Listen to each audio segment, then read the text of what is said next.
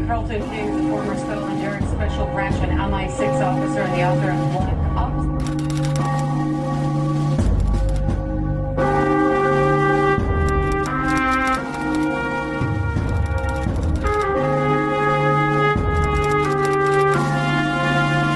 I was undercover for Special Branch in a jihadi organisation.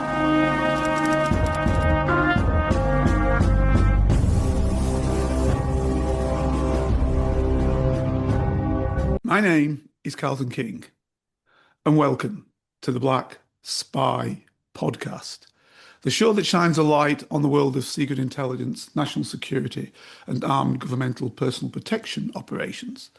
But actually, what we really do is we look at geopolitics in the round.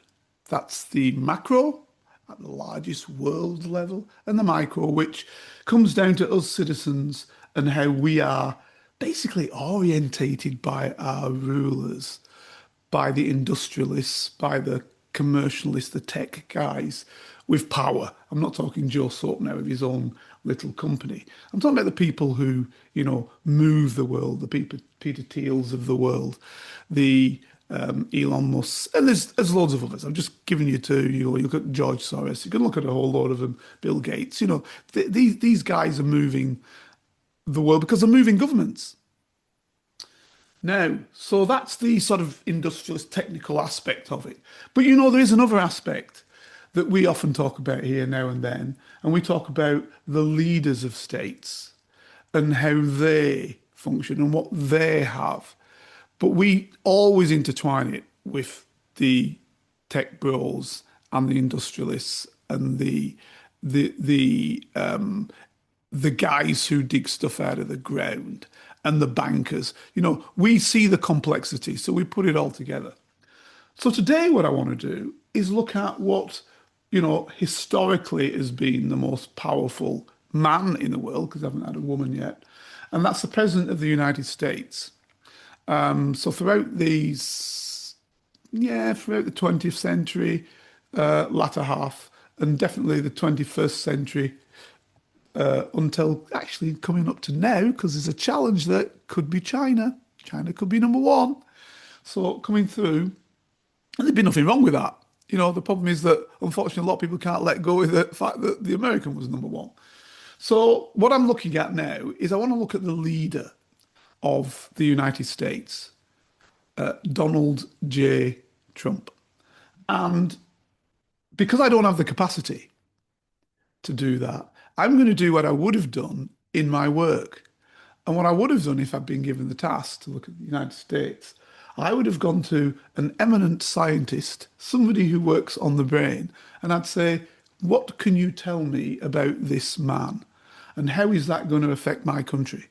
So I'm suggesting that in every country in the world, I don't care whether you're big or small, I don't care whether your intelligence agency has a global reach like the CIA or you'll know as MI6, the Secret Intelligence Service, or the French DGST, or obviously the Chinese or the Russians, SVR, even SVR would probably be rather than FSB. So it doesn't matter. Chinese People's Liberation Army Intelligence Service, whomever it might be, they're going to look at this chap very, very closely because all intelligence services have one aspect that is important to them, and it's the economic well-being of their country. It's actually written into their clauses. So in ours, in MI6, it is the economic well-being of the United Kingdom. So in order to understand that, you've got to understand people who can affect that. And when you get a chap who comes into the White House and says, I'm having Greenland, I'll make Canada the 51st state, I'm going to put tariffs on everybody. And, overnight, let's take a country, Vietnam, you've got 50% tariffs on you. The Vietnamese are going to have to look at this individual and try and find, what about him? What do we know about him? How can we appease him? How can we deal with him? 100% tariffs on China. Chinese would already have looked at him anyway, but they're going to have to look at him. Same with Russia, same with whomever. So that's the context of today. And who better have we got than to actually do this on our behalf, on the behalf of the Black Spy podcast. And for those states that are probably not as wealthy and can't afford their own people to look at this issue, just listen to us. Because Doctor Rachel Taylor is going to give you, he's going to give you a feel for Mr. Trump. And joking aside, he's going to give you a feel for Mr. Trump. I mean, we wrote a book quite recently talking about the male menopause, the hidden crisis. We wrote that book. It's out now. You can get it in Amazon. Just think about that because it could be something as simple as that. I'm sure it's not, and I'm sure she will explain. But it could be something as simple as the male menopause and the last lack of testosterone. And this guy wanted to show he's still big and bad. He's a big 6 foot, whatever he is, 6'4" guy, looks the part, all American. Maybe he wants to show that still and the testosterone being gone, which is what we found when we were looking at that book. And obviously, Dr. Rachel wrote a lot more complexities about that process within the book. But the point I'm making is all these facets play in because let's not forget the guy before him, who was also looking at 70 or 80 years of age, at the end of his term, didn't even know whether to walk left or right when he got out of the helicopter. In other words, to walk towards the White House or to walk away from it. And his aides had to sort of shuffle him towards. So, what state of affairs are we in when people don't, people with the power to press a nuclear button don't know which way to walk? So, what I'm saying is this a big problem for us all?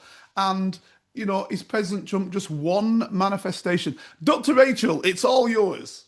Well, when she was talking about the previous residents of the White House, and obviously now Donald Trump in the White House, both those presidents, they have to have obviously their medical check, and both were considered to be in excellent health.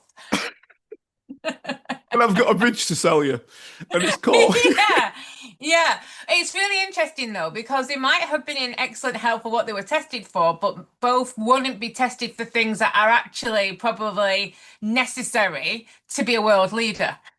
So yeah, it's interesting. If you only test for what is, really not needed for that kind of high-powered, strategic, leading role, then you're going to be okay, aren't you? If you're just testing for things that are, pretty routine and and comparing against sort of benchmarks which are pretty much stable for their age group and for men. So yeah, I always find it really interesting, and there's quite a lot of commentary around Donald Trump. Is he brilliant? Is he a genius, or is he a madman? And I think what we don't get to see in our country, but we feel obviously the effects of what he do, but we don't really tend to see the effects in the US of his policy on his people. We don't really get to see an everyday look of what his leadership is like for US residents.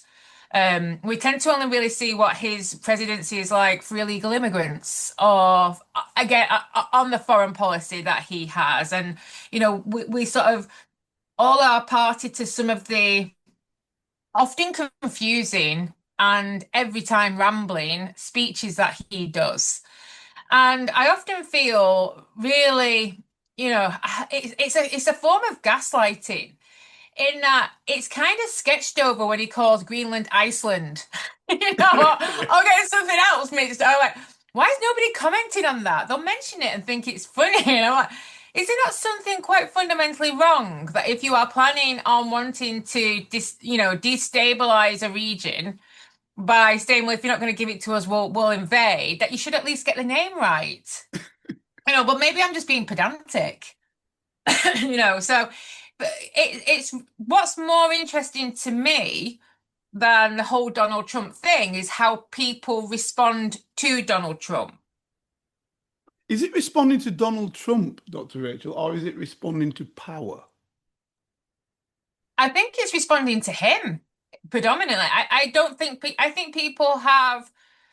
It's almost like they have a framework of how leaders of countries should behave with each other, and he kind of throws away that rule book.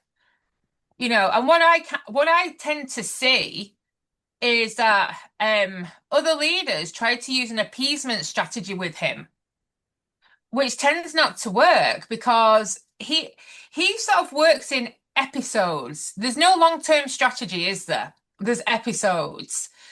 And most of those episodes tend to concern around sort of his ego, which now is the same as the ego of the whole of America. He's very much entwined his own ego with the state of the US. Yeah. So if there's any perception of anybody saying that America's not the greatest or he's not the greatest, he kind of behaves as if they're one and the same. But equally, it's not about long-termism. It's very much about short-termism. It's like leaping from one thing to the next to the next. And he uses his presidential powers. And then often a few months down the line, we'll hear that the Supreme Court has sort of reversed those because they weren't legal to begin with. So and Yes, this is but you what, see, there's a certain strength there, a certain machoism there yeah, that suggests that by the time, and maybe even cunning. So by the time you catch up to me and tell me it's not right, I've already done most of it. yeah, So, and if there's a monetary element to it, which, I'm going to be cynical here and I'm going to look at it and say there is. If you look at most of the stuff he does, he's acting as a businessman in power. yeah, And the first person in business is you, then the company, and then etc. So what he's doing is he's looking at building his wealth base and that of his family, by extension, it's him, every time he makes a negotiation. So let's take something very simple and true. Okay, so Iran, quite cleverly, who has challenged him, by the way, not the other direction, but of course had no choice because they were attacked by Israel and the United States. And so therefore, what he what they did and what they probably already thought of over the years is let's take the Straits of Hormuz. But let's not just do that. Let's actually make it a buffer between ourselves and the West. And I guess as time went on and they saw the West plowing more and more money into places, into the UAE and places like Dubai in particular, and obviously Saudi, like more and more money. Or should I say the opposite direction? The petrodollar, which was created by basically everybody having to pay for the oil that comes from that region in dollars, agreement made with the Saudis, and then it's spread throughout that region to the other smaller petrol states. That then in a circular action, because they've got dollars. So what do you do with the dollar? You invest that dollar in United States bonds and in the United States and in the United States capacity, and then United States companies come over. So there's a mass of basically tech elements within those states, particularly in Dubai, massively big tech hubs that they've got there, which belong to the Silicon Valley guys, and they've set them up there. And those can be undermined. And Iran's seen this throughout the years because it's been under sanctions for 47 years. So Iran's seen these and it's thought, yeah, what happens if we destroy that? More importantly, to come back to the Trump bit, what happens if we control the Straits of Hormuz, if these small little ships and everything that we've got, and a lot of small unmanned vehicles, etc., and then we charge shipping for going through? Now, if it ever comes to it, warfare, obviously, they would be thinking of, we'll charge shipping for going through. The ships we want to allow, we'll charge them. And we'll charge them per weight of amount of oil they've got. Bosh. That'll be great. And Oman will come in with us somewhere down the line, is I guess what they thought, which is why they're still negotiating with them, which is the other side of that strait. So what does Trump do? Now, we know what he's done now. He's blockaded it. But before that, what did he do? He went and tried to push a deal that said, yeah, okay, we can see that. That's good business, hombre. What we'll do is we'll take a percentage of that. That's what he said. We'll take a percentage of what you take from them from each ship. And that will be all right. Now, the only reason why that hasn't happened is because Israel said, no, you won't, mate. Your job is to destroy Iran because you feeding Iran money by that will keep Iran alive and keep it as a threat to us, to our hegemony in the region. Because they've gone out now on a limb, the Israelis, to basically take the whole region. So the reality is, if Iran's still there, it will be able to stop them from taking the region. So their goals will be to destroy Iran, be that Iran basically is split up into several different compartments, or be it that it keeps fighting themselves, or be it that it is in some way destabilized, that it's fighting a war against itself. Preferably that the Azeris, the Iranian Azeris, are fighting against the Persian Iranians, that the Iranian Baluch are fighting against the Persian Iranians, and you can go on and on and on. All of the regions that surround it, that each one of them, which sees itself, particularly the Kurds, which sees itself as really independent, will be fighting against Iran, and thereby they're not going to be a threat to Israel. But if they went with this deal, Iran would stay whole. Iran would make money on every ship that went through. And for Trump, he'd make money. Everybody's happy. So that's what he originally went out with, pushing Kushner out there and his son-in-law and Steve Witkoff, a big friend of his. But both Kushner and Steve Witkoff are Zionists, so they listen to the Israeli position. And although Kushner is making money, and to him, I think that's number one, making money, because if you look everywhere he's been, he's made money. I think that he's listened. I think that he's listened to Benjamin Netanyahu. I can't say he has, but I think he's listened to Benjamin Netanyahu. So these are two tectonic plates working at each other. But if you look at the point of it, Trump's first perspective was make the money. The same thing as he's done if you go down to Venezuela. Yeah. What did he do? Paid people off. And now he's having Venezuelan ships come up. And what's happening? They've done a deal where he's making money. Him personally, not now, not the Yeah. United States. Trump personally is making money. And this has been brought up in the Congress. But nobody seems to be interested in it so much.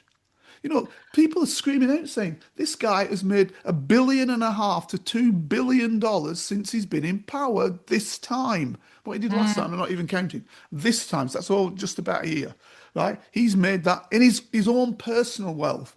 What his family, his daughter, sorry, and the son-in-law have made, that's not added to that. So what I'm saying is his first thing is his money. So this is my question to you. I know it's a long-winded out process to it. But can he be stupid if he's making money for himself? Or not that it's an act, but is it an act? I wouldn't say it's an act. Is he doing a continuance of what he's done throughout his life?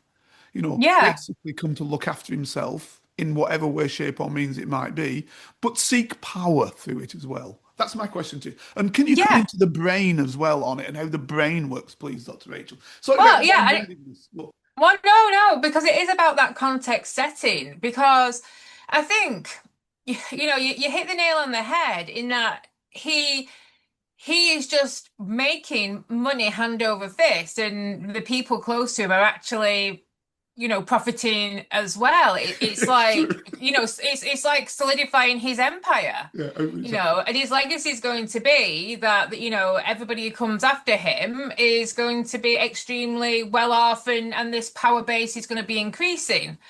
And that is something entirely different to him having a platform as, leader of the free world, as we like to say, the leader of the free world, you know, and, being this, you know, powerful man who is meant to be a leading voice in world policy and world agenda.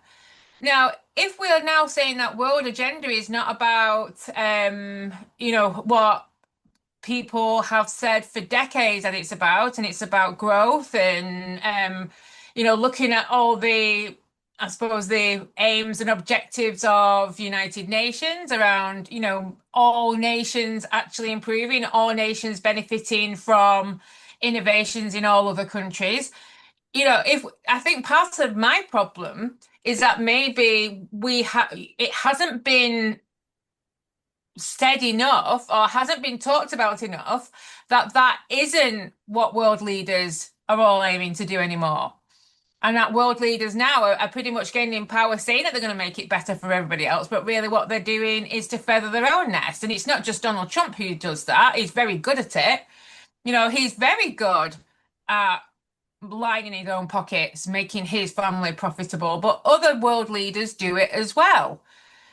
So it's just that nobody's actually saying, well, we're going to pretend to make things better for anybody else anymore. It's just like a free for all now. And I think that's part of the issue is that he's still allowed this platform where he, sort of talks about foreign policy, talks about what they're doing, but it's basically everything that he talks about is from an ego perspective to show the might and power of the American establishment. Basically everything's a veiled threat, isn't it? If you don't comply, we'll do it anyway, and we'll do it It's with not such force veiled. that you're going to wish. Yeah, That's yeah. the point. That's the point. Yeah, I Today, know a bit today about it's not then. Yeah, veiled. There yeah. is no veil I mean, today. That's but, that's but that's the point. yeah. To me, this is the big difference with Trump. And I don't want to be negative towards President Trump. So let me contextualize that statement. I don't want to Yeah. be negative towards President Trump. Look, the reality is, so I'm a black guy, for those who don't know, right? And I'm born like in the 50s. And I can remember the United States being the leader of the free world. Okay? Everybody says, oh, leader of the free world, United States. Oh, we're doing that. Leader of the free world, United States. Fantastic. Blah, blah, blah, blah, blah. Right. I can remember that looking at the United States and looking at people with my hue, right, that in the vast majority of those states, those people had no rights.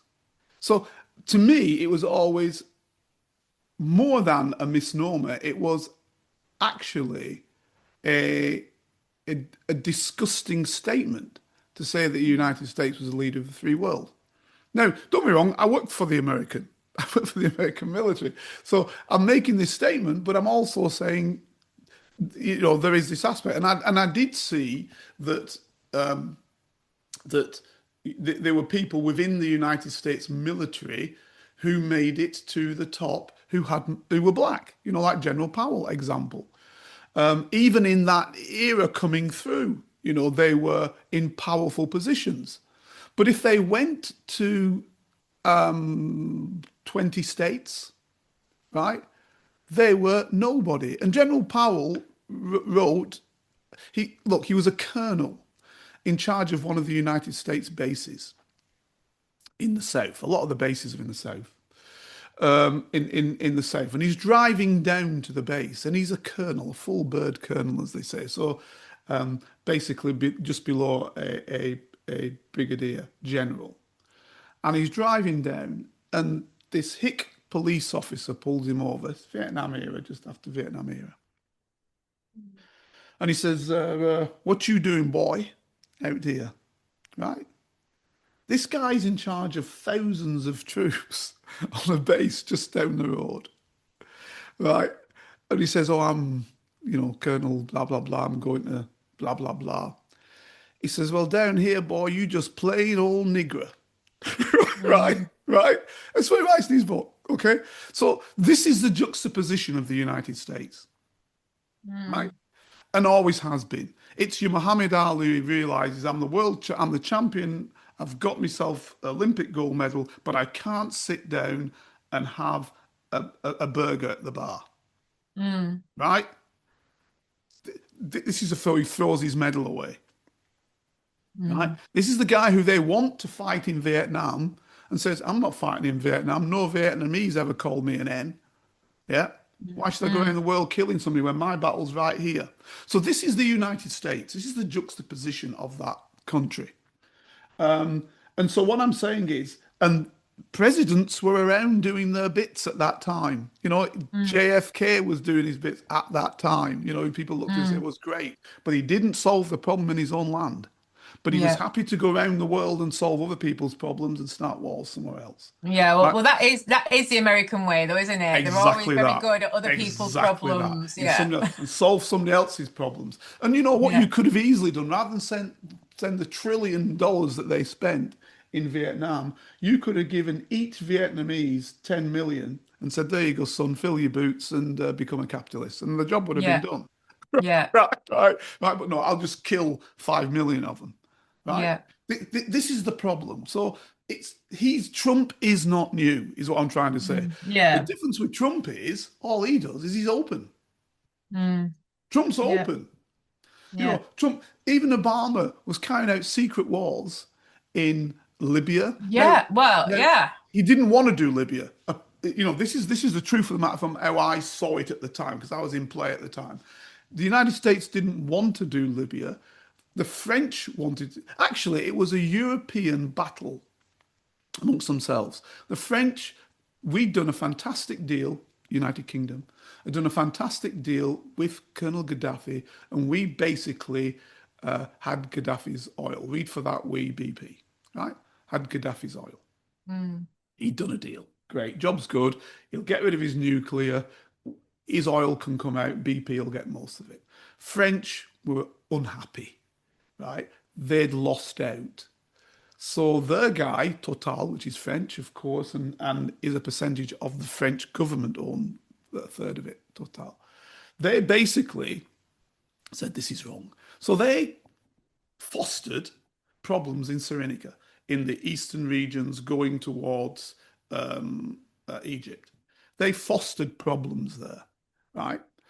And in all countries, there's always somebody who wants to be the top gun. And if you've got enough money or you've got enough time or effort, you can probably subvert them to your way.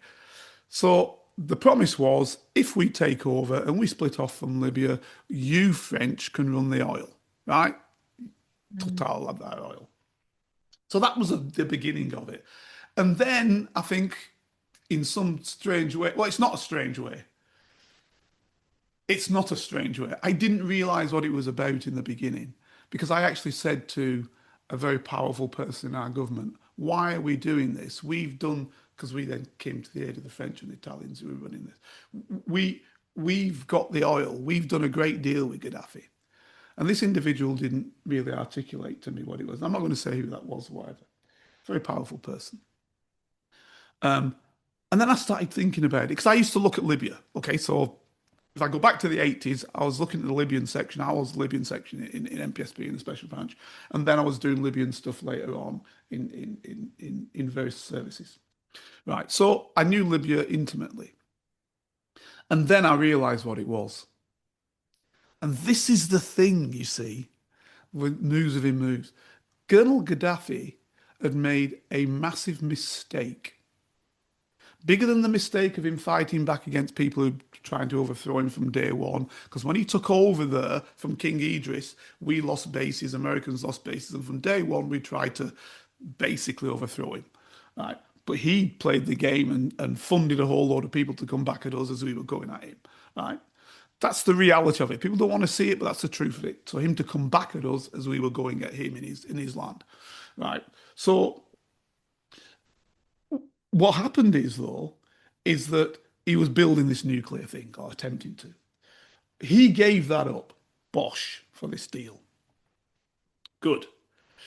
But he did one other silly thing, which wasn't silly, but was silly without any backup for himself, is he suggested that there should be a gold standard, basically the golden dinar he was talking about, that no longer would the petrodollar be it. You see, we'll come back to it again. So now we're fighting in around the petrodollar would no longer be. It would be the gold dinar. So we go back to the gold standard effectively. Libya had loads of gold, right? We'll go back to gold.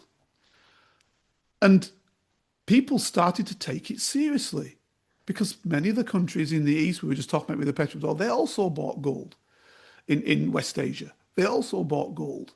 So gold in those regions, we'd sold off our gold. If you remember, go back, Mm. remember after Blair, Brown came in, he had to sell off some Yeah. of our gold, right? Yeah. There's a question about whether in Fort Knox the amount of gold is there that it should be. So if you go to the gold standard again, you've got to show that gold. You've got to have it, right? Mm. So all of a sudden now, this gold thing starts to get traction. So now Libya is a problem. Read for Libya, Gaddafi is a problem. Because this geezer's got loads of gold, a small population, a highly educated population, because he's been paying for them to all to go to university, etc., etc., etc. Very small. Everybody's got money. Highest standard in Africa by far of any land. I've been there in his times. This guy and people living well. When you were 21, he paid you for a house for you, etc., etc., etc. You know, jobs are good, right?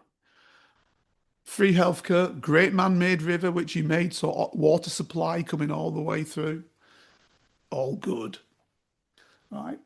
But he's gone a step too far. He's gone on this gold business, and that was his death warrant. Because you see, then it was put to the United States. You know, this is not good for us. And you even had people saying to Obama, "You're weak. You're letting the Europeans take this. We should be in charge of it."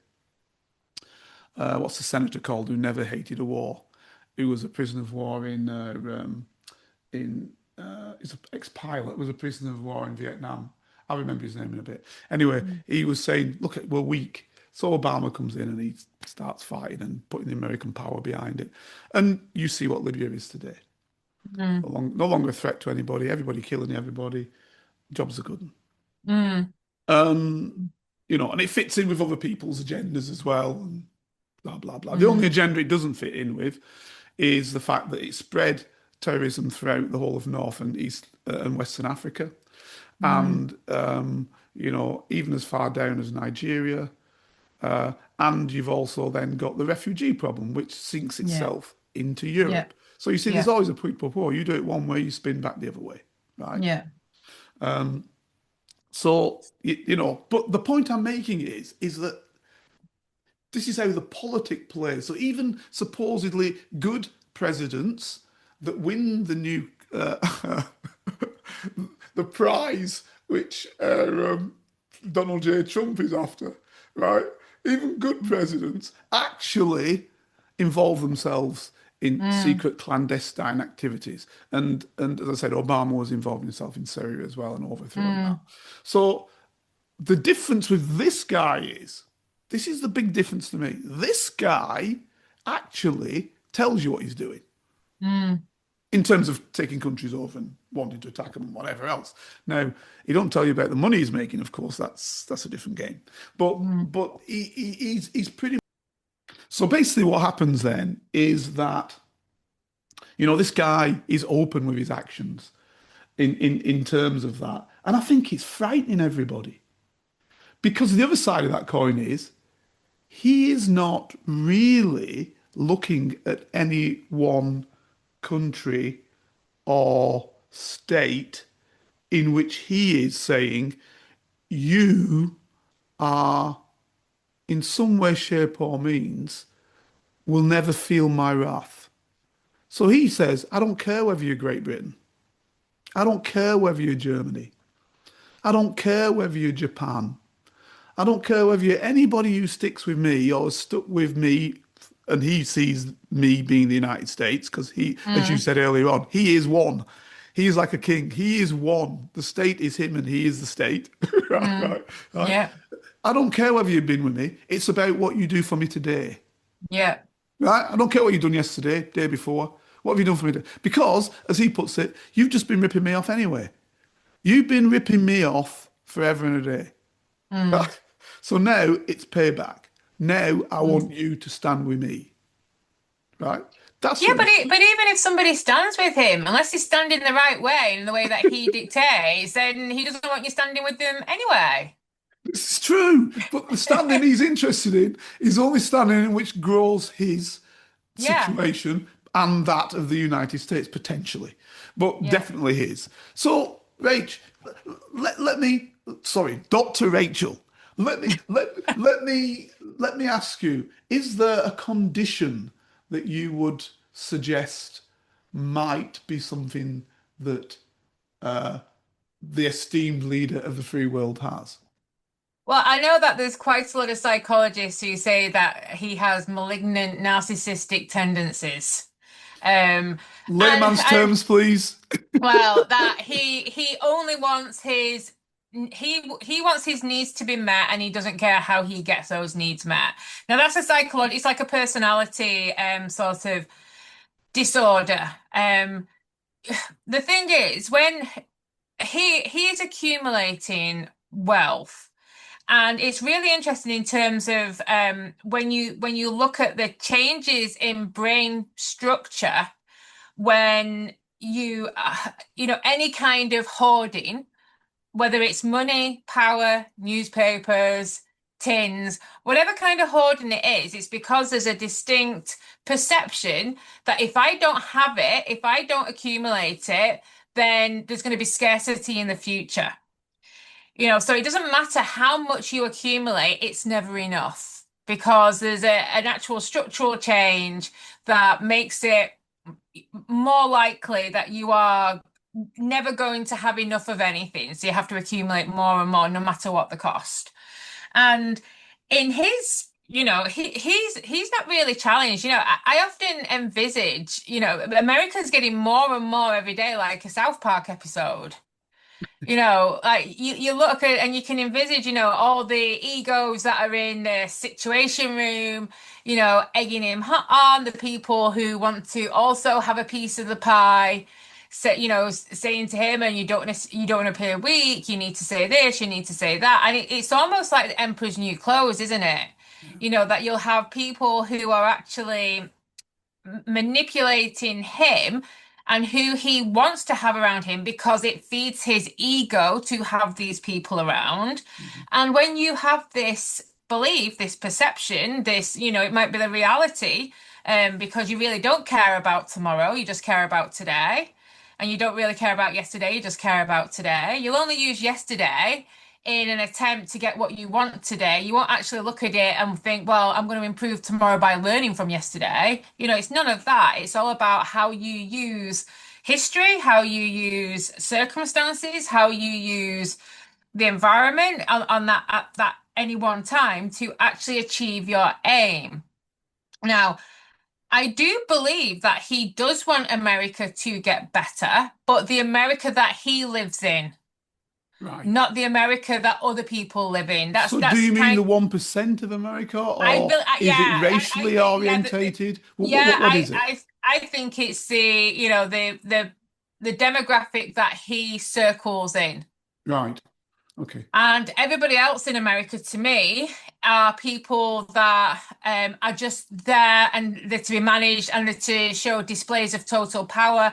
He's very much an authoritarian. You know, he rules, he leads in a very much an authoritarian way. And that is emulated across the world. It's sort of a prevailing power base now where there's more authoritarian states than there are democratic states. You know, even our Well, are they? Are they? See, what is democratic and what is well, authoritarian? this is what I was well, this is what I was sort of saying, you know, going to say like even our country, you know, when they bleat on about democratic rights and how we are, you know, we show democracy, when there's freedom of speech issues. And when, you know, people are not allowed to protest, when people are not allowed to, you know, sort of say what they think, when, you know, there's quite a clear divide upon what is allowed to be talked about and what isn't, you know, you know, most of democracy now is sliding into an authoritarian sort of mishmash in that the people in charge are very much wanting to control the messaging out, the you know what happens in the messaging. It's really interesting. I'm going working in New York next week, and I've not had to apply for a visa for New York since 2020. Mhm. And I was really surprised that some of the inclusion on the visa application now is that if you're on social media, you have to give your social media handles. And I'm not on any social media. But what was really interesting to me is that they listed all the social media platforms apart from Donald Trump's platform, Truth Social. Yeah. If you're on Truth Social, you didn't have to give your handle for that. Yeah. But you have to give your handle if you're on TikTok, Facebook, Instagram, LinkedIn, and things like Pinterest, which really blew my mind. I thought that was like a lifestyle idea sharing platform. I didn't think it was a hotbed you've hit it on the head. Idea sharing. Yeah. Well, yeah, But like that's a your problem. lifestyle one, not but it's really still a problem. political opinions. So, you have sort of these people who are in power, and they've managed to get the people they've managed, because they've used the democratic process to get there. And we can talk all day about whether the democratic process is fair in America or not, or in any other country, for that matter. But let's just make a blanket presumption that it is fair, that the democratic process to get into power is fair. Those people who are currently in power, Donald Trump, he got the people on side by how he spoke. Absolutely. But has he really helped the people who got him into power? No, I wouldn't say so. Once he's got in power, the people who are his lackeys and around him and his, his advisors, etc., won't want to depose him, or won't be anybody who is surrounding him that doesn't have a prize, because they will be wanting to get the crumbs off the table. Because even if the crumbs are off the table, if you look at how much he's increased his wealth since he's been in power, what we say, $1.5 billion. So even if you're getting the dregs of that, you're still getting millions of dollars. Yeah. How would they get that if they weren't around him? So it's all about this self-serving protectionism. That's what's the major force in the world at the moment. Almost like people are sensing that things cannot continue, but until they really come to an end, I'm going to try and encourage him to do more. I'm going to tell him to show how powerful we are, because the American taxpayer is quite the force to be reckoned with. But at the moment, it's not going into the people, is it? It's going into how can we try and retain the American power base and serve the people in the 1% of the power base, not everybody.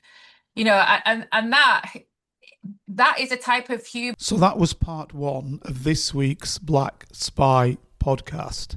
Hope you enjoyed it. We'll have part 2 next week. Here is a working class spy telling his stories, the secrets, the lives of spies. Feel free to message Carlton King on all socials and give this show 5 stars on Apple iTunes and subscribe so you never miss a single episode. For your ears only. I was a member of Her Majesty's Secret Intelligence Service.